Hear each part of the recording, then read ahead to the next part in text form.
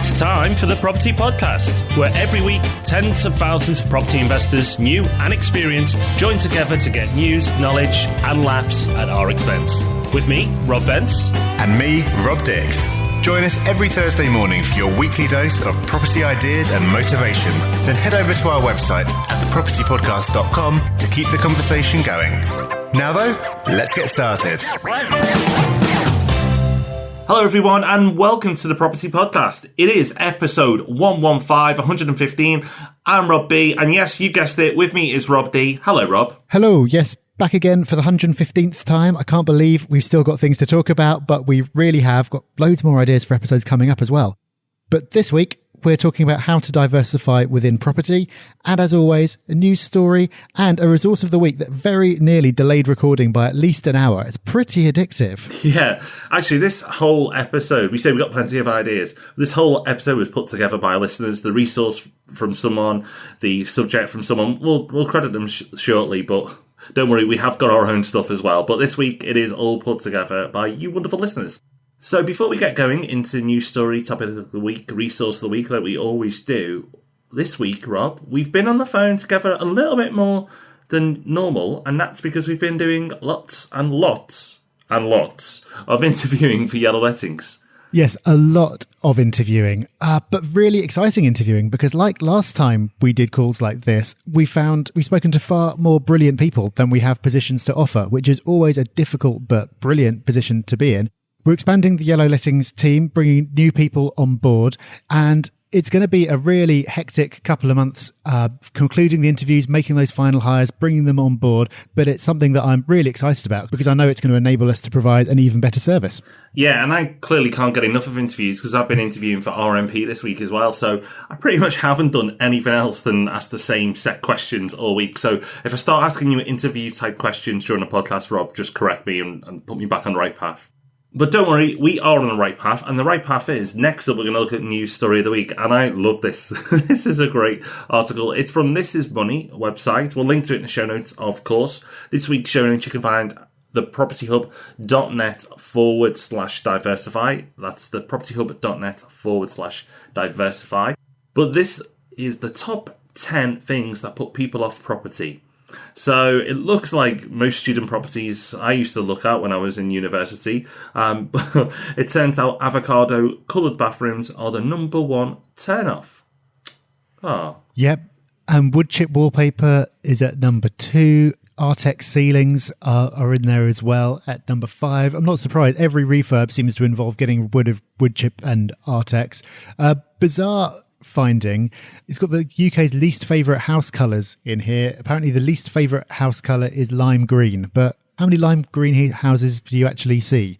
Very strange detail of the survey. But essentially all the turn-offs seem to be relating to kind of dated things like pebble dash and lino and that kind of thing. So rip out all that, or keep a hold of it for long enough and it'll probably come back into fashion again. Yeah, you hold on to that avocado bath suite. It'll come back, don't worry. Eventually. Right. So before we probably haven't got that many listeners with avocado bath seats, so we probably haven't lost that many people this week, Rob. I think each week we try and turn off another segment of our audience, but hopefully that's not too high. But just in case, let's move on. And this week's topic of the week kindly came from a suggestion, and it was actually a suggestion from Charlie Caney, and thank you, Charlie, for this. Rob, do you want to introduce it? Yeah, so Charlie wanted to know how to diversify his portfolio within property. And diversification is something that comes up all the time in the investment world. People talk about diversifying between different asset types. But many of us, let's be honest, ignore that advice somewhat. I know that I am very poorly diversified in terms of property versus other assets. I do have other investments, but property makes up the vast majority of it. But bearing in mind that that's what we're going to do, how can we still diversify within property if we don't have the knowledge or the confidence to invest in other asset classes? In other words, can you keep the majority of your eggs in one basket yet still have some kind of diversification? The answer to that, we think, is yes. So we're going to run you through 5 different ways that you can reduce your risk by diversifying without being torn away from property, which we all love so much. So, Rob, why don't you kick us off? Okay, so number 1, a nice easy one to get you started, and something we both do, is invest in houses and apartments.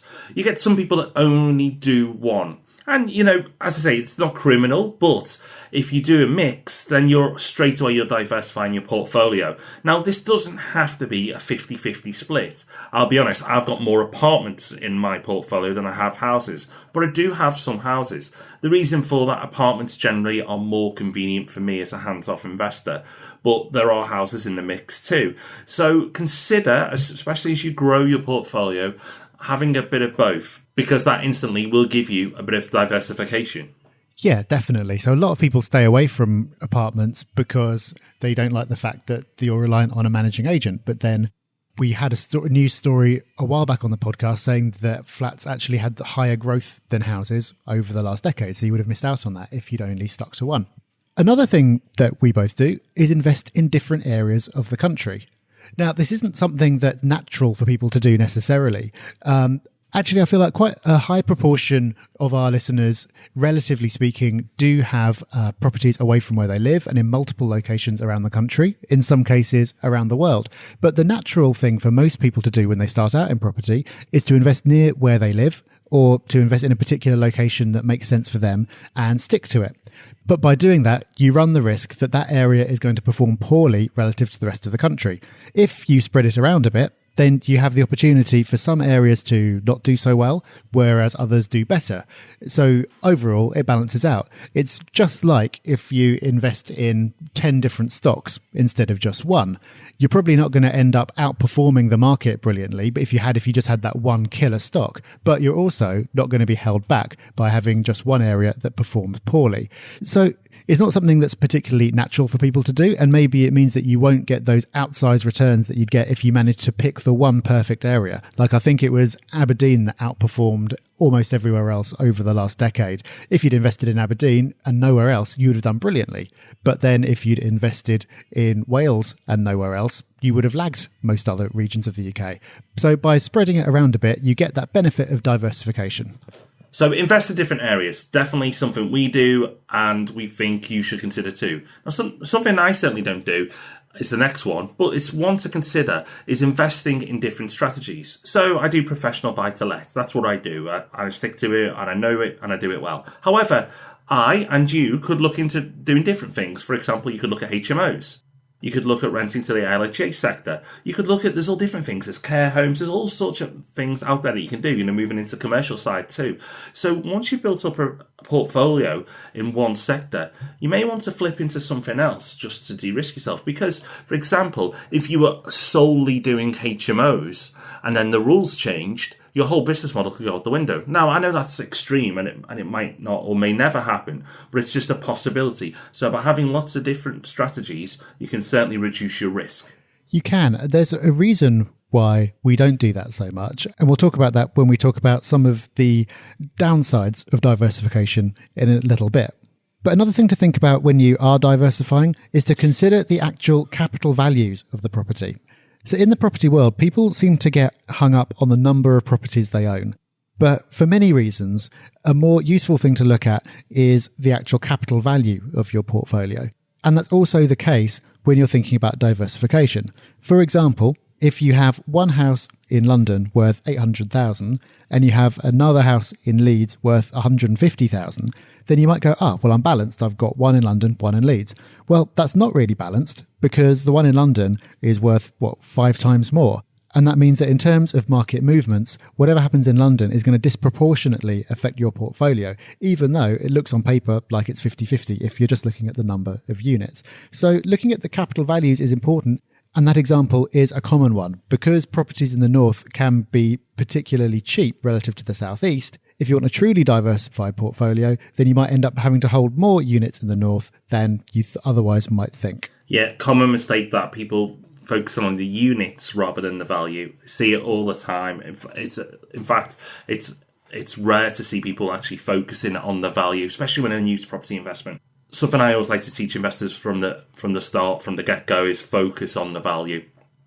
Next up, we talked about this last week in the Q&A episode, the live Q&A. Go back and listen to that one to recap on this. But the tip is invest in more than one property. If you only have one investment, you might think, right, I'm going to do one investment, that's it. Well, you truly are in trouble if that area doesn't do well. Yes, you can do the upsides too. If it goes well, then you're going to get all the upside, but you're going to get all the downside. So if you're looking at one property and you might think, right, I'm going to buy this one £400,000 property, maybe worth considering buying two £200,000 properties in different areas, mixing all the things we talked about before. By doing that, then you are, again, lowering your risk. If you are really putting all your eggs in one property basket if you only have one property in one area. So invest in more than one property and you're instantly diversifying your portfolio from the off. Okay, so that's some ways to get some diversification within your portfolio. You don't have to do all of them. You don't have to do any of them, but you can significantly de-risk your portfolio if you take some of that on board. But there are, of course, some downsides to diversifying. One of those is that there's a limit to the number of areas you can be an expert in. One benefit of sticking to the same area is you get to know that area in a lot of depth. Realistically, you're not going to be able to replicate that in 5 or 10 different areas. However, you can, of course, if you use the right professionals, get that level of knowledge via them. So if you're someone who likes to go it alone and be very hands-on, you're going to struggle to replicate that in lots of different locations or with lots of different types of property. But if you're happy to rely on the services of others, then it's still, 5 different people to speak to rather than one, but it's significantly easier. Another downside is that you can end up just chasing around, trying to do loads of different things and not doing any of them particularly well. So when we talked about different strategies, Rob said how that's not something he does. He just does professional buy-to-let.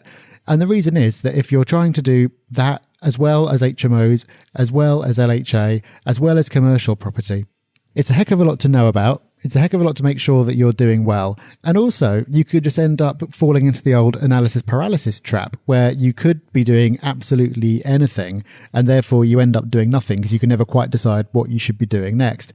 So there is a point, I think, where diversification can be taken too far. It's about finding that sweet spot between not having a whole lot of risk, like owning 10 apartments in one building and that's it, and also not kind of chasing around trying to do everything under the sun.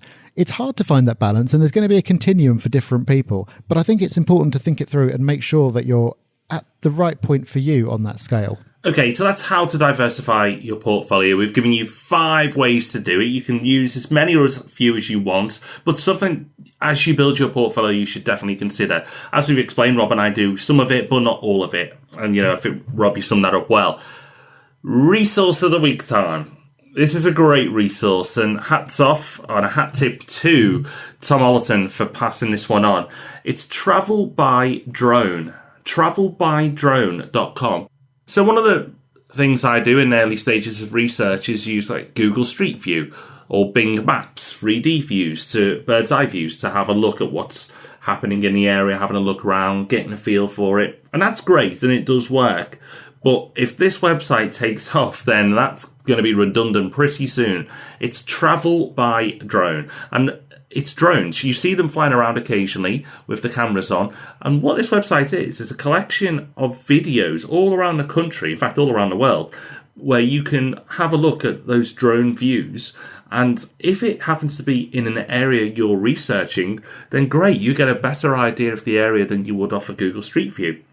Now, it's not complete and all over the country yet, but there are areas that are covered. In fact, recently did an investment in RMP in Sunderland, one that Tom invested in, and Tom passed on the link from this website, which showed the area of where it was the investment was. So that was just so helpful and so useful. So a completely new one on me. Thanks, Tom, for sending this on. And Rob, you were pretty taken with it too. Yeah, it made me wonder why I bother going anywhere. I'm just going to sit and watch this from now on. It's absolutely amazing what you can see from this vantage point. And it does have it all over the world. So you can start by looking at an area where you'll potentially want to invest and then get really distracted for a good couple of hours just looking at really cool places all around the world, which is what I'm going to do as soon as we finish recording. And also a special mention to Tom. He's set up his own podcast as well called The Innovation Ramble.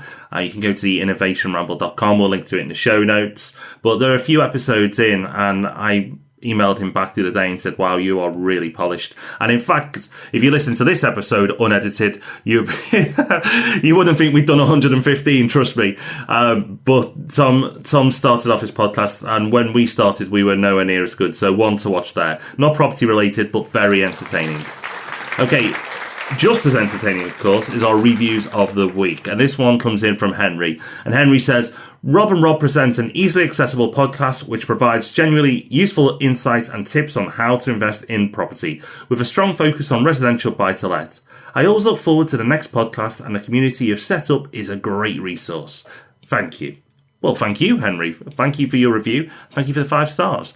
If you want to leave us a review, we would be very grateful, and we will read it out in the future as well. So thank you so much to everyone who supported the podcast. And actually, Rob, talking about 5-star reviews, the Property Investment Tips book on Amazon now has more 5-star reviews than any other book, including books that have been around for a decade. That's just absolutely bonkers. So thank you to everyone who supported that too. Yeah, those reviews still coming in thick and fast. More highly reviewed than my books as well. But that's okay. I can deal with it. It is your book, Rob. It's still your book. It's true. My other books, I should say. But yeah, it is my book, but it's also our book because so many people played a part in making that happen. And so it's really great to see those reviews coming in. Thank you so much.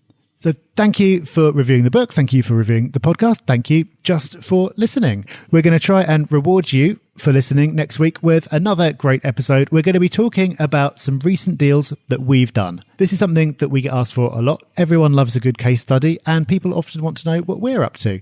So that is what we're going to be talking about in detail on next week's episode.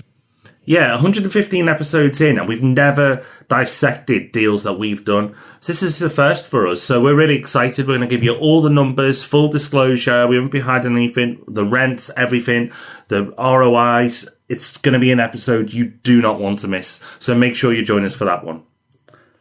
Okay, so if you want to get any of the things we've talked about today, any of the links, any of the mentions, then make sure you go to thepropertyhub.net/diversify.